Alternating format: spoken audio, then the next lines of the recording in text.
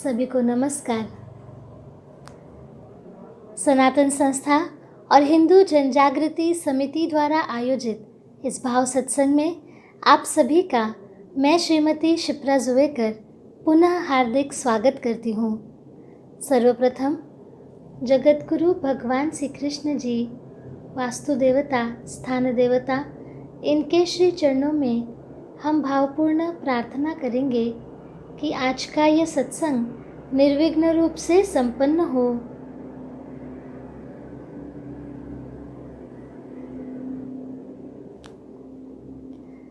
विघ्नहर्ता भगवान श्री गणेश जी इस सत्संग में उपस्थित ही हैं। हम उनके चरणों में श्लोक वंदन करेंगे। वक्रतुंड महाकाय सूर्यकोटि समप्रभ निर्विघ्नं कुरु मे देव सर्वकार्येषु सर्वदा।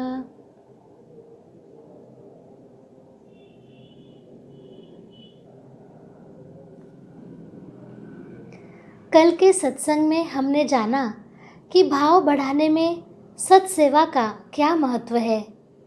सत्सेवा अर्थात ईश्वर की सेवा। तो ईश्वर की सेवा हम कैसे कर सकते हैं, इस विषय में हमने सीखा कि सत्सेवा में संतों की सेवा हम करते हैं। कहीं धार्मिक आयोजन हो रहा हो तो वहाँ जाकर हम सेवा कर सकते हैं।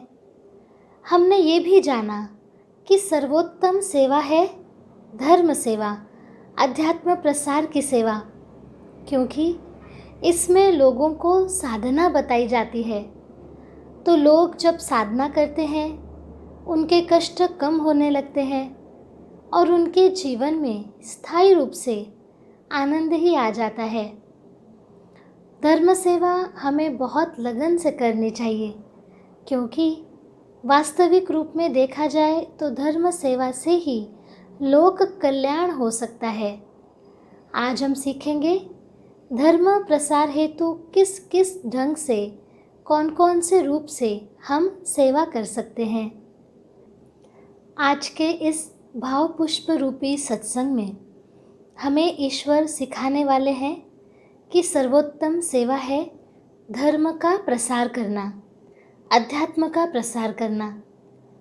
लोगों के भी जीवन में आनंद आना चाहिए, समाधान उन्हें मिलना चाहिए, इसलिए लोगों को साधना बतानी है।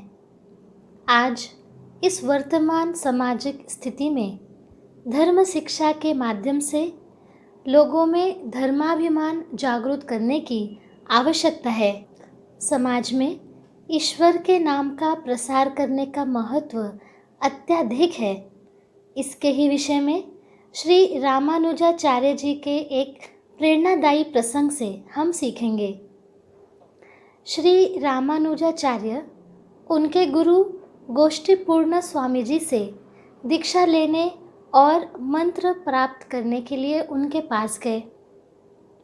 गोष्ठीपूर्ण जी ने उनके आने का आशय जानकर कहा कि किसी अन्य दिन आओ तो देखा जाएगा। निराश होकर रामानुज जी अपने निवास स्थान को लौट आए। श्री रामानुज इसके पश्चात पुनः गोष्ठीपूर्ण जी के चरणों में उपस्थित हुए और दीक्षा के लिए विनती की, परंतु उनका उद्देश्य सफल नहीं हुआ।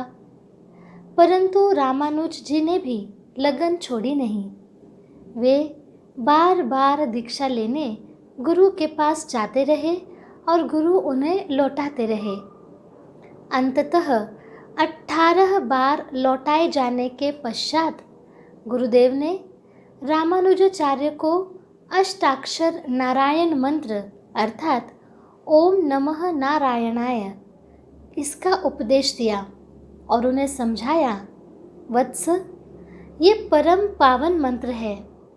जिसके कानों में पड़ जाता है वो समस्त पापों से छूट जाता है। मृत्यु के पश्चात वो भगवान नारायण के दिव्य बैकुंठ धाम ही जाता है। ये अत्यंत गुप्त मंत्र है, इसे किसी भी अयोग्य व्यक्ति को मत सुनाना, क्योंकि वो इसका आदर नहीं करेगा।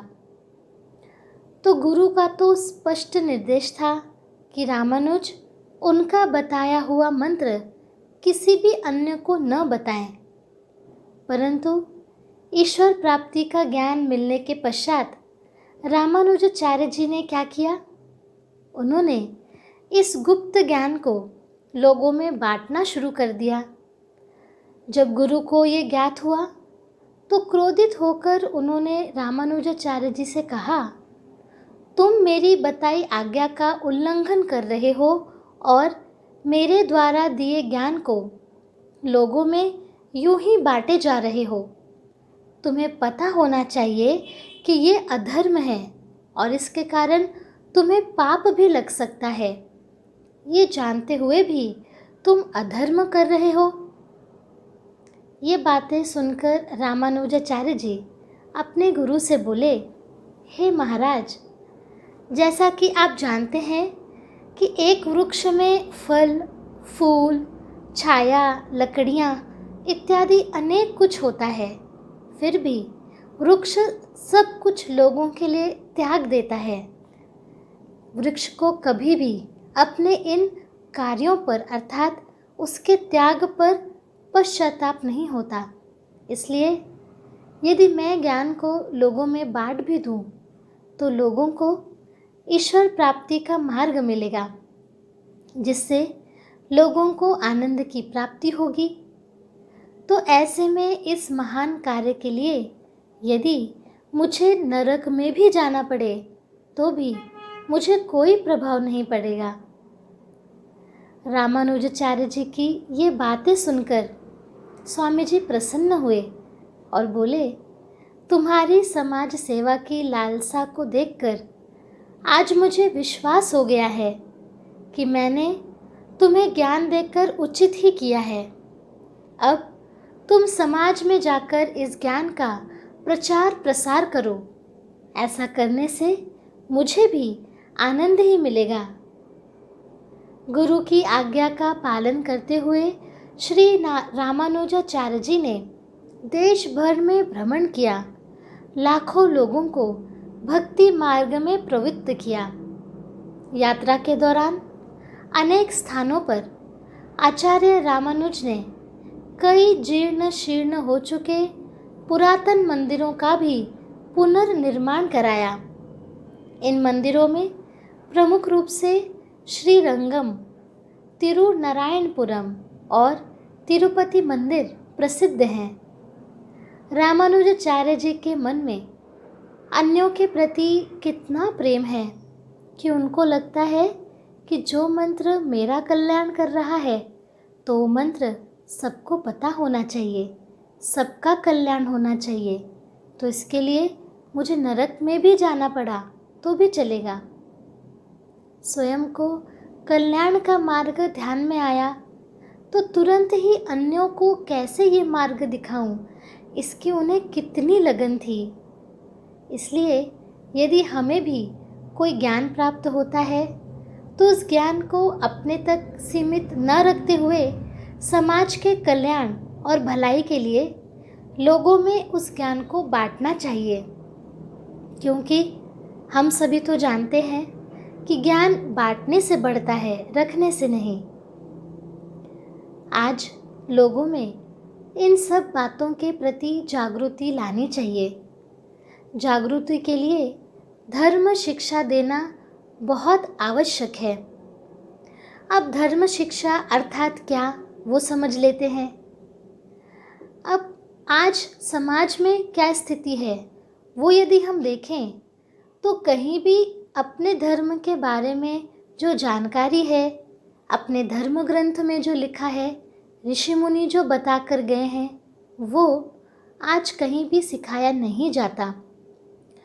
पहले हमारे यहाँ गुरुकुल की पद्धति थी। गुरुकुल में धर्म की शिक्षा मिलने के कारण वहाँ से पढ़े हुए लोग धर्माचरणी, सदाचारी और महान पुरुष होते थे। आज गुरुकुल पद्धति तो है ही नहीं, तो धर्म सिखाने की व्यवस्था भी कहीं नहीं है। इसलिए धर्माचरण भी नहीं है। जब पता ही नहीं है तो धर्म का पालन कैसे करेंगे। इसी दृष्टिकोण से धर्म शिक्षा देने की आज नितांत आवश्यकता है। धर्म शिक्षा अर्थात अपने धर्म के संबंध में हम जो कुछ भी करते हैं, हमारे धर्म में जो भी कुछ बताया है, प्रतिदिन की जाने वाली धार्मिक कृतियाँ हो, आचार धर्म का पालन हो, इन सब का हमारे जीवन में महत्व क्या है, वो समझाना अर्थात धर्म शिक्षा। जैसे सुबह उठते ही हम कराग्रे वसते लक्ष्मी ऐसा श्लोक बोलते हैं। वो क्यों बोलना चाहिए? बड़ों के पैर हम छूते हैं, वो क्यों करें? देवताओं को नमस्कार करने की भी उचित पद्धति है, वो कौन सी है? हमारे मंदिरों का महत्व क्या है? हमारे त्योहार हैं, उनका महत्व क्या है? ये सारी बातें जानकर लेना ही धर्म शिक्षा है। बच्चों की नज़र निकालनी चाहिए। दक्षिण दिशा की ओर पैर करके सोना नहीं चाहिए। बाल खुले नहीं छोड़ने चाहिए। शाम के समय घर में दीपक लगाना चाहिए। ऐसी अनेक बातें हम अपने घरों में दादी, नानी, माँ इत्यादि से सुनते हैं। पर हमारे धर्म में ऐसे करने के लिए क्यों बताया है? ये प्रश्न अनेकों के मन में रहते हैं, परंतु उसके उत्तर हमें कहीं भी मिल नहीं पाते और हम भी इस बात का कारण समझने के लिए प्रयास नहीं कर पाते। तो हमें अनुभव भी नहीं होता कि इन सब बातों को करने से हमें क्या लाभ मिलता है। तो इन सब धर्माचरण के पीछे का कारण क्या है, उसका लाभ कितना है, ये भी जानना धर्म शिक्षा है। वर्तमान काल में आज धर्म शिक्षा कहीं भी सिखाई नहीं जाती। अब पूरे देश में बड़े बड़े विद्यालय हैं, महाविद्यालय हैं, विश्वविद्यालय हैं, परंतु यहाँ में किसी भी जगह पर ये नहीं सिखाया जाता कि धर्म क्या कहता है। यहाँ पर बड़ी नौकरी कैसे मिले, अधिक पैसे कैसे कमाएं, ये तो सिखाया जाता है। परंतु दुर्भाग्य है, धर्म शिक्षा अर्थात जिससे मनुष्य को अपने जीवन में खरा आनंद मिलता है, चिरंतन आनंद मिलता है, वो धर्म शिक्षा कहीं भी दी नहीं जाती। धर्म शिक्षा नहीं मिल रही है, इसी कारण समाज की आज ऐसी परिस्थिति हो गई है, कितना नैतिक पतन हो गया है। ऐसे में समाज में धर्म का प्रसार करना बहुत आवश्यक है, सही अर्थों में आज हमारा कर्तव्य है। धर्म शिक्षा ना मिलने के कारण लोगों में अपने हिंदू धर्म के प्रति अभिमान भी नहीं रहता। भारत में जो महान गुरुकुल पद्धति थी, उसी के कारण भारत को गुरु शिष्य परंपरा के लिए पूरे संसार में जाना जाता था। इसलिए भारतीयों पर शासन करना भी कठिन हो जाता था। परंतु मैकॉले नामक व्यक्ति ने इस बात का अभ्यास किया कि भारतीयों को गुलाम बनाना है तो पहले उनकी गुरुकुल पद्धति को नष्ट करना होगा, और फिर मैकॉले ने हमारी शिक्षा पद्धति को ही बदल डाला। भारतीयों को धीरे धीरे उनकी धर्म संस्कृति से अलग किया गया और पाश्चात्य संस्कृति कैसे अच्छी है, कैसे महान है, ये प्रभाव भारतीयों के ऊपर डाला गया। और इसके कारण ही आज भी हम सब अपनी स्थिति देख रहे हैं। हम हैं भारतीय, सनातन हिंदू धर्मीय, परंतु जन्मदिन पर केक काटना, मोमबत्ती फूंकना, वैलेंटाइन डे, 1 जनवरी को नया साल मनाना, पब में जाना, पार्टीज करना, ऐसी कुप्रथा ये निर्माण हो गई है। मदर्स डे इत्यादि दिन अंग्रेज़ों की अपेक्षा तो आज हम ही अधिक मना रहे हैं। इसका परिणाम क्या हो रहा है? तो इसका परिणाम है धीरे धीरे हमारा धर्म का आचरण करना, धर्म पालन करना समाप्त हो रहा है। इसका ही परिणाम है कि आज समाज में अनेकों जगह पर आप देख सकते हैं कि हमारी युवा पीढ़ी ये किस ओर जा रही है। व्यसनाधीनता बढ़ती जा रही है, लोगों में आक्रोश बढ़ रहा है, मन को शांति नहीं रहती, मन का तनाव बढ़ रहा है, इत्यादि समस्याएं बढ़ती जा रही हैं। हमारा जन्म तो महान हिंदू धर्म में हुआ है।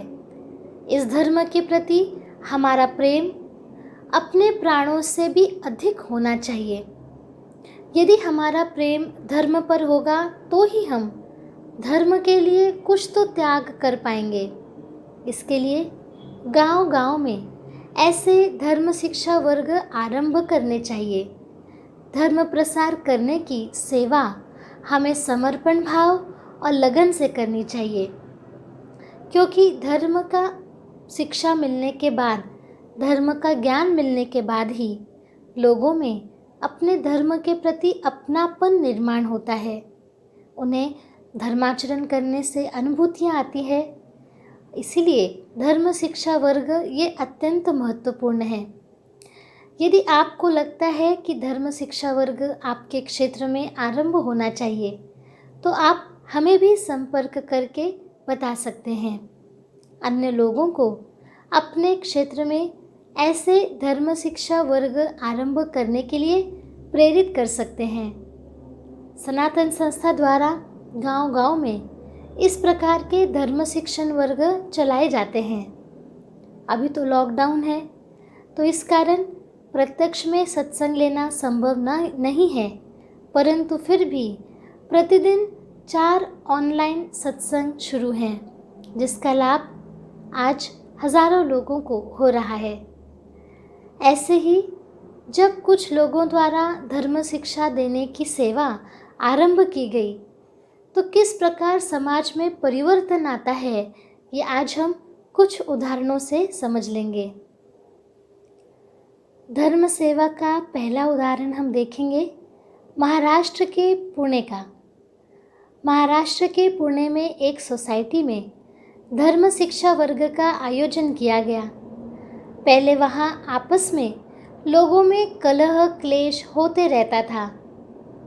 सत्संग के बाद उसमें उपस्थित जितनी भी महिलाएं थीं, तो उन सभी के ध्यान में आया, हम सभी में जो मन मुटाव है वो तो व्यर्थ ही है।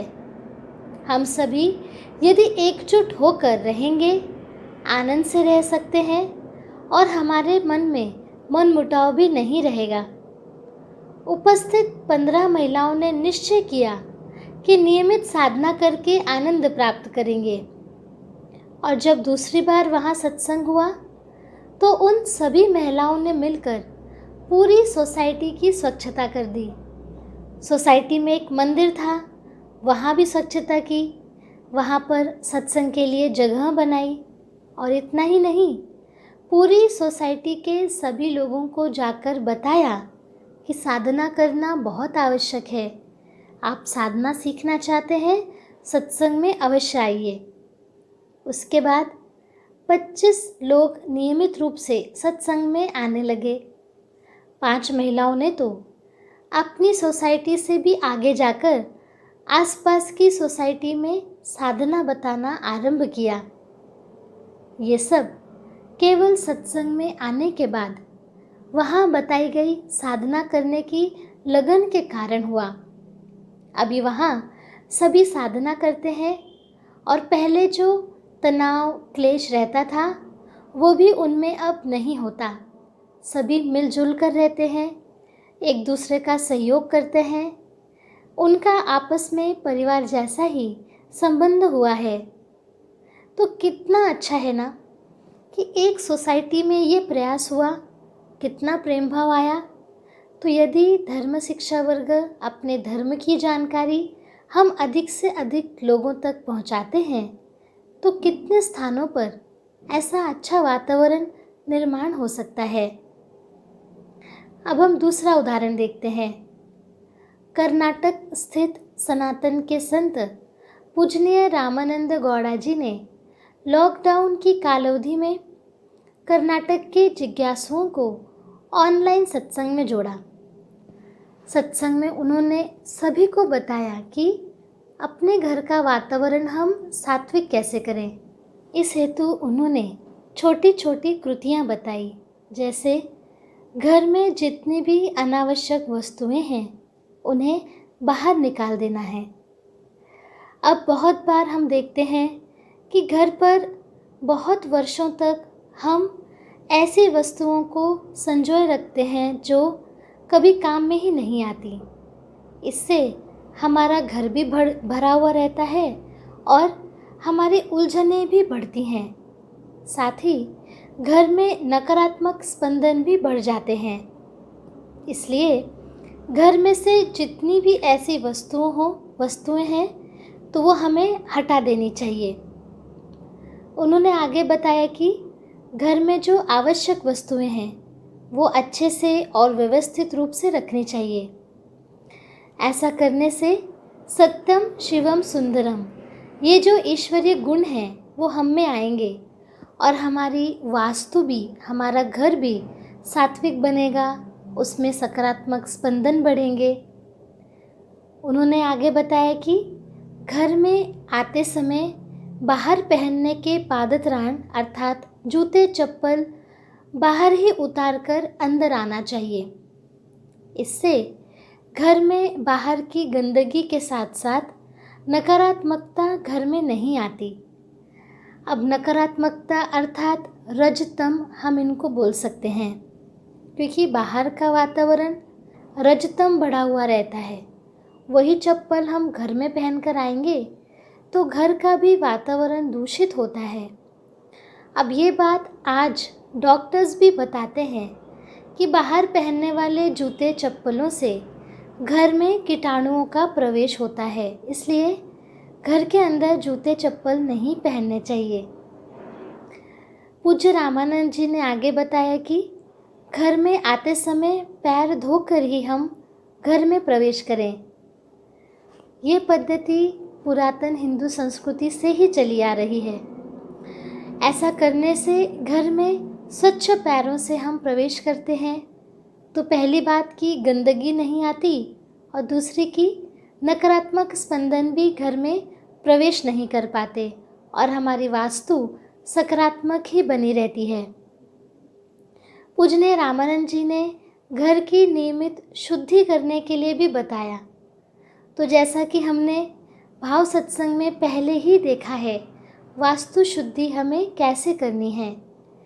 तो घर की सात्विकता बढ़ाने के लिए नियमित गोमूत्र से शुद्धि करना, कपूर घर में जलाना, ऐसा और भी जो हमने सीखा था वैसे उपाय करने से धीरे धीरे घर में सकारात्मकता बढ़ती है और घर में शांति का अनुभव आता है।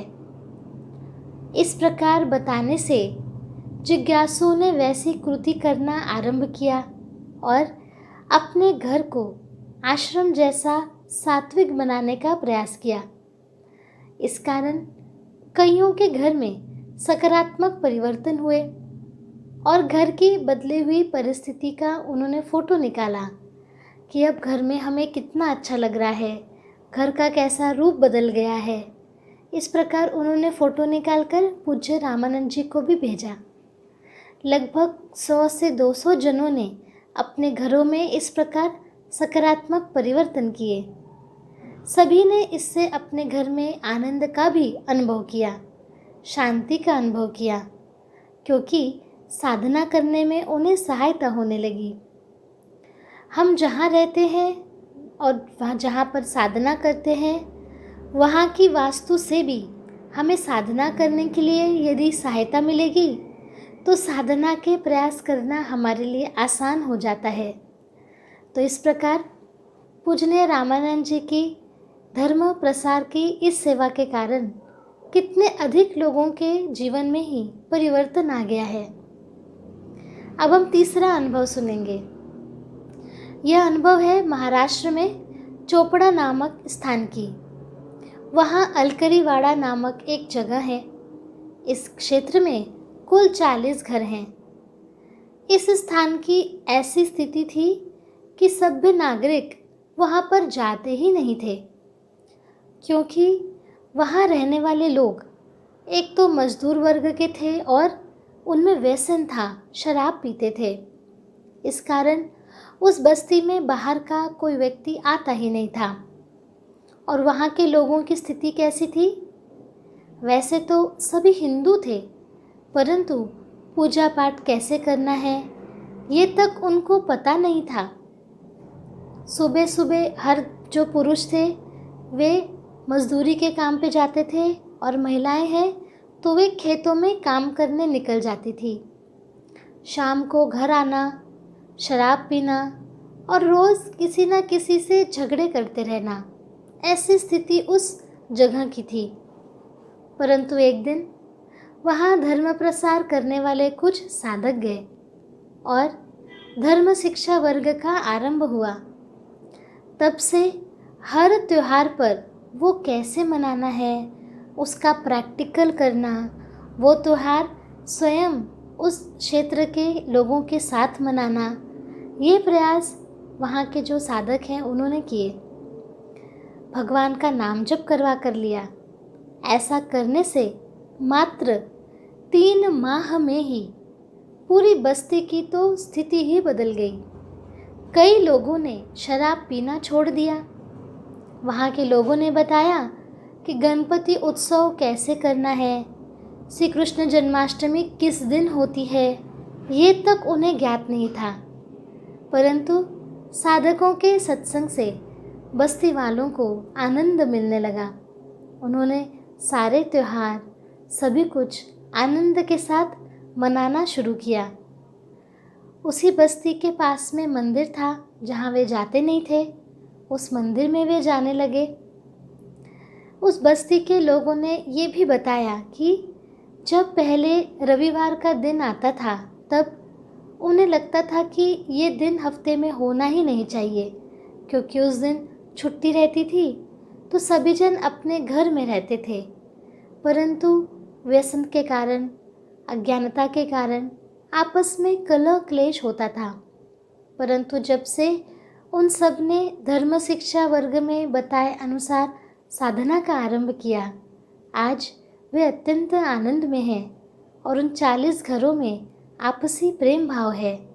यहाँ सीखने वाली बात यह है कि जिस क्षेत्र की स्थिति इतनी खराब थी, वहाँ धर्म शिक्षा मिलने से कितना परिवर्तन आ सकता है। तो हम ये अंदाज़ा लगा सकते हैं कि लोगों को धर्म शिक्षा देना कितना महत्वपूर्ण है। ऐसे प्रयास करने वालों पर ही ईश्वर की कृपा अधिक होती है। इस प्रकार अनेक स्थानों पर धर्म शिक्षा, प्रवचन, सत्संग, विशेष त्योहार पर प्रवचन लेना, जैसे कि शिवरात्रि आ रही है तो शिवरात्रि मनानी कैसे है, गुड़ी पड़वा है तो हम क्यों मनाते हैं, उसके पीछे का शास्त्र क्या है, यह सब हमें बताना है।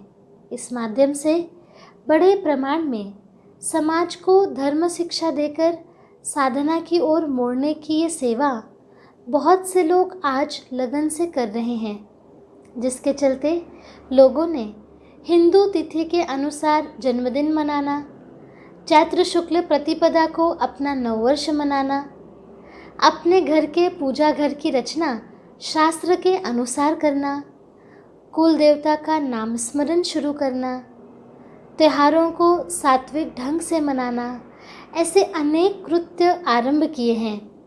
इससे उन्हें बहुत आनंद की भी अनुभूतियाँ आ रही है, क्योंकि ये तो धर्माचरण ही है।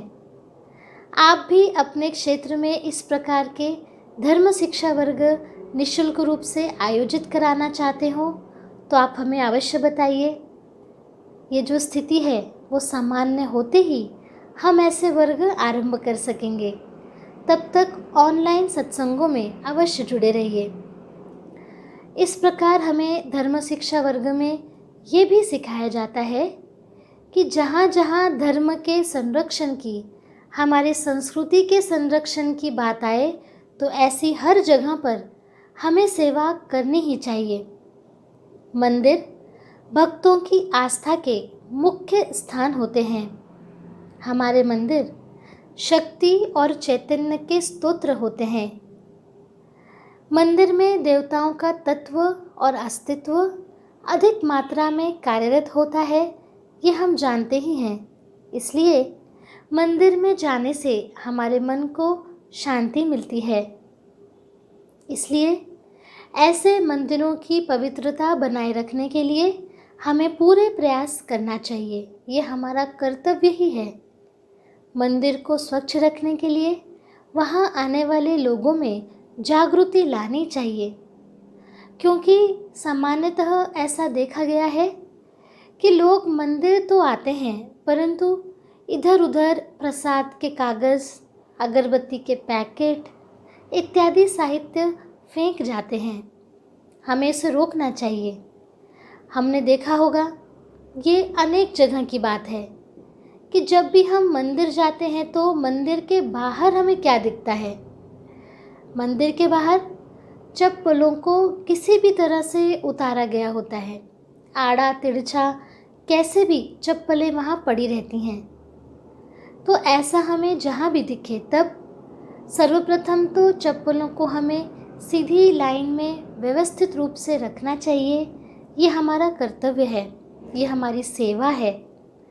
दूसरे चरण में चप्पल को पंक्तिबद्ध ढंग से उतारेंगे तो वो सुंदर दिखता है, सात्विक दिखता है। इस बारे में लोगों में जागृति करनी चाहिए। हम तो मंदिर आ रहे हैं, अर्थात भगवान के ही घर जा रहे हैं ना, भगवान से मिलने। तो हमारी हर बात में सुंदरता और अनुशासन होना ही चाहिए। सेवा स्वयं करने के साथ साथ उसका महत्व अन्यों को बताकर और उनसे करवा कर लेने का अधिक महत्व है। हमने जो सीखा स्वयं तक सीमित नहीं रखा और शीघ्रातिशीघ्र लोगों तक कैसे पहुँचे, इसकी तड़प हमें होनी चाहिए। हमारे प्रभु के बारे में हमें जो ज्ञान मिला है वो अधिक से अधिक लोगों तक पहुँचे, इसका हमें सतत विचार करना चाहिए। कुछ अपने धर्म के प्रति प्रेम रखने वाले लोगों द्वारा किस प्रकार गांव के मंदिरों में सात्विकता बढ़ाने के लिए प्रयास किए गए, अब हम ये जानकर लेते हैं। ये अनुभव है महाराष्ट्र के जलगांव का। यहाँ पर तांबापुरा नामक स्थान है। तांबापुरा में एक प्राचीन हनुमान मंदिर है। उसकी स्थिति तो ऐसी थी कि मंदिर के बाहरी आंगन में लोग आकर शराब पीते थे, पत्ते खेलते थे। अनेक घरों का कूड़ा कचरा कबाड़ उस मंदिर के प्रांगण में रखा जाता था। तो इसलिए स्वाभाविक ही कोई वहाँ पूजा करने जाता ही नहीं था। जब धर्म प्रसार के लिए कुछ हिंदुत्ववादी वहाँ गए और मंदिर की स्थिति देखी तो उन्हें आश्चर्य हुआ। उन्होंने निश्चय किया कि यहाँ के लोगों को मंदिर का महत्व हम बताएंगे और ये मंदिर को स्वच्छ करेंगे। उन्होंने वहाँ के हिंदू युवकों को एकत्र किया, उन्हें धर्म सेवा के विषय में बताया, मंदिर का महत्व समझाया और उसके बाद वहाँ के मंदिर को साफ करना, वहाँ का कबाड़ हटाना, मंदिर का दरवाज़ा ठीक करना, नियमित आरती करना, नाम जप करना, इस प्रकार के प्रयासों से अब उस मंदिर में आसपास के हिंदू नियमित दर्शन करने के लिए जाते हैं। वहाँ हनुमान जयंती भी मनाई जाती है। देवताओं की जानकारी देने वाले फलक लगाए गए हैं। इससे वहाँ के लोगों को अपने धर्म का महत्व समझ में आने से वह थोड़ा बहुत तो धर्म का आचरण करने लगे हैं। ऐसी ही स्थिति सोलापुर जिले के एक गांव में थी। उस गांव में हमारा धर्म शिक्षण वर्ग होता था। गांव के बहुत से युवा इस वर्ग में आते थे। ये सत्संग गांव के एक हनुमान मंदिर में लिया जाता था। वर्ग शुरू होने के पहले गांव के अधिकतर लोग उस मंदिर में जाते ही नहीं थे, क्योंकि मंदिर गांव के एक कोने में था और इसलिए उस मंदिर की स्वच्छता भी नियमित रूप से होती नहीं थी। वर्ग में जब सभी को पता चला कि मंदिरों की पवित्रता रखना ये हमारा कर्तव्य है। तब सभी युवकों ने मिलकर हर सप्ताह उस मंदिर को स्वच्छ करना शुरू कर दिया। सभी गांव के लोग देखते थे कि ये युवा लड़के अब नियमित मंदिर की साफ सफाई किया करते हैं। उत्सुकतावश उन्होंने इस बारे में जान कर लिया कि आप लोग मंदिर की सफाई क्यों कर रहे हैं। शास्त्र पता चलने पर गांव वालों ने कहा कि ये तो बहुत अच्छी बात है, हम भी हर दिन स्वच्छता की सेवा करेंगे। सभी ने नियोजन किया और स्वच्छता करना आरंभ कर दिया। महिलाएं भी सुबह शाम दिया बाती वहाँ करने लगीं। सभी गांव के लोगों में धर्माचरण करने से बहुत अच्छे परिवर्तन हुए और सभी मिलजुल कर रहने लगे। ऐसे ही गांव-गांव में इस प्रकार के अभियान चलाकर अपने मंदिरों की पवित्रता टिकाए रखने के लिए अनेक अभियान चलाए गए हैं, जिनके कारण वहाँ के लोगों में जागृति आई है और उन लोगों ने मंदिर की पवित्रता बढ़ाने के लिए वहाँ नियमित सेवा करना भी आरंभ किया गया है। इस प्रकार पूरे विश्व भर में धर्माभिमानियों द्वारा सेवा की जा रही है। इन धर्माभिमानियों में जो ईश्वर के प्रति भाव है, उसी से उनको सेवा करने की लगन मिलती है, शक्ति मिलती है। तो हमने थोड़े से ही उदाहरणों से देखा कि समाज में धर्म प्रसार की सेवा करना आज न केवल महत्वपूर्ण है, बल्कि ये आज हमारा कर्तव्य है। जब समाज साधना करता है तो लोगों की अधिकतर समस्याएं, उनके कष्ट साधना करने से ही कम होने लगते हैं। और जब हम लोगों में जाकर ईश्वर के नाम का प्रसार करते हैं तो हमारे मन में भी भगवान के प्रति प्रेम बढ़ने लगता है। ईश्वर की ही कृपा से हम ये कर पा रहे हैं, ऐसी कृतज्ञता लगने से हमारे अंदर भाव बढ़ने लगता है, जिससे हमें आनंद मिलता है और ऐसे सेवा करने की लगन भी बढ़ती है। ये जानने के लिए हम देखते हैं एक छोटा सा उदाहरण। मान लीजिए हमारे घर में एक बहुत बड़ा कार्यक्रम है, किसी का विवाह है और हम सभी उस कार्य में जुटे हुए हैं। उसी समय हमारे घर में कुछ रिश्तेदार आते हैं। उसमें से एक जो रिश्तेदार हैं तो वो क्या करते हैं, वो केवल देखते हैं कि अरे आप कितना काम कर रहे हैं, आपको कितनी सारी विवाह के काम हैं। इतना बोलकर वो जो रिश्तेदार हैं अलग कहीं चले जाते हैं। दूसरे रिश्तेदार आते हैं, वे कहते हैं कि अरे आपको कितना काम पड़ रहा है, आपको कुछ मदद चाहिए तो मुझे बताइए। और इतना कहकर वो भी दूसरी ओर चले जाते हैं। और एक प्रकार के रिश्तेदार आते हैं कि आते ही बिना कुछ कहे हम जो कर रहे हैं उसमें हमारी मदद करने लगते हैं। जैसे हम खाना बना रहे हैं तो उसमें मदद करने लगते हैं, स्वच्छता में मदद करते हैं।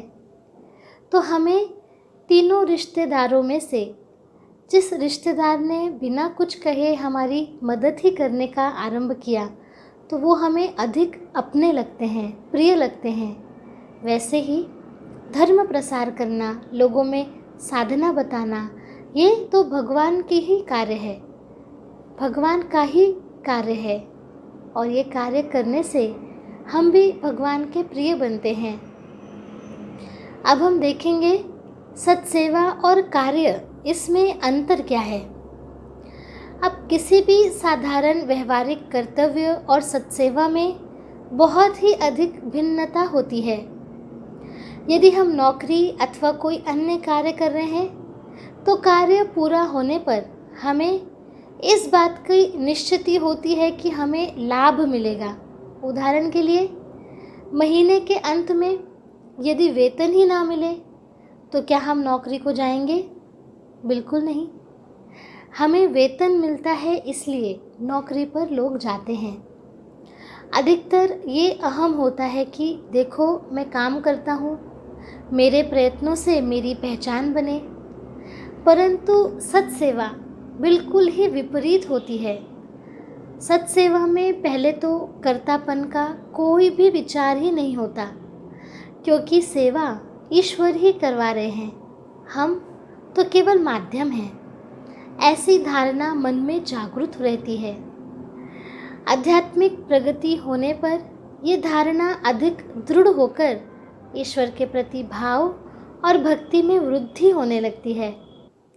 जब हम भगवान के कार्य में अपना सहयोग बढ़ाते हैं तो भगवान के प्रति हमारा प्रेम भाव बढ़ता है। भगवान हमारे अत्यंत निकट हैं, इसका हमें अनुभव आता है।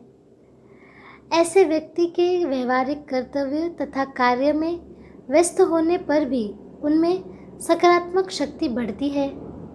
दिन भर व्यस्त होने के पश्चात भी यदि सत्सेवा हम कर रहे हैं तो हमें किसी भी प्रकार की थकान का अनुभव नहीं होता। ये सब अत्यंत चमत्कारिक है। सत्सेवा के इतने लाभ हैं कि हम करें उतनी सेवा कम है, और ये तो साक्षात ईश्वर की ही सेवा है। तो आइए हम भी ये प्रण करें कि हमसे भी जितना बन सकता है हम भगवान के लिए देने का प्रयास करें।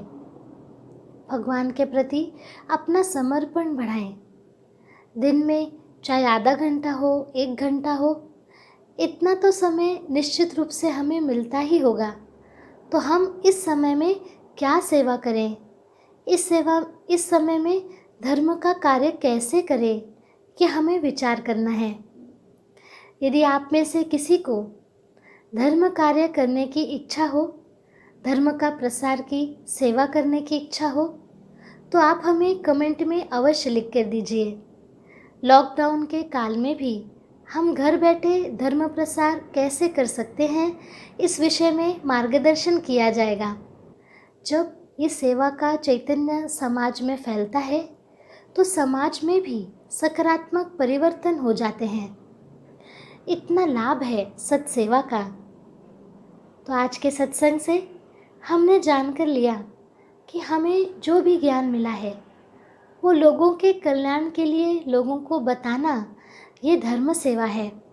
साथ ही साथ न केवल एक व्यक्ति के अपितु अनेक लोगों के जीवन में इतना बदलाव आता है कि पूरा समाज ही हम बदल सकते हैं। तो आइए हम जगत गुरु भगवान श्री कृष्ण, वास्तु देवता, स्थान देवता, इनके चरणों में प्रार्थना करेंगे कि हे प्रभु, सत्सेवा का जो महत्व आपने बताया है वह हमारे जीवन में आने के लिए आप ही हमसे आपके चरणों की भावपूर्ण और परिपूर्ण सत्सेवा करवा लीजिए। हे प्रभु, आपकी कृपा से जो भी सूत्र हमें सीखने मिले हैं वह हमारी कृति में आ पाए, ऐसी आपके चरणों में प्रार्थना है।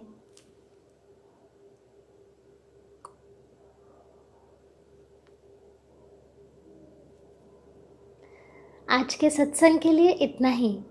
आप आपकी शंकाएं, अनुभूतियाँ कमेंट में अवश्य डालते रहिए। हम मिलेंगे अब कल के सत्संग में। सभी को नमस्कार।